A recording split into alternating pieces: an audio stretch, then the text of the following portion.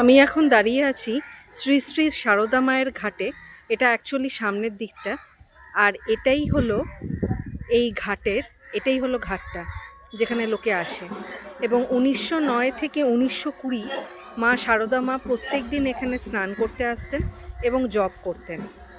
এটি হুগলি নদীর পূর্ব দিকে অবস্থিত এবং এই ঘাটের পুরনো নাম ছিল পাগলাবাবুর ঘাট বা শ্রী দুর্গাচরণ মুখার্জি ঘাট।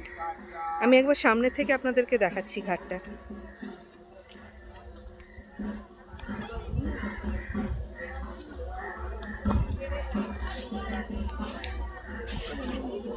এই দেখুন হুগলি নদী। টানা 11 বছর মা আসছেন এই ঘাটে স্নান করতে।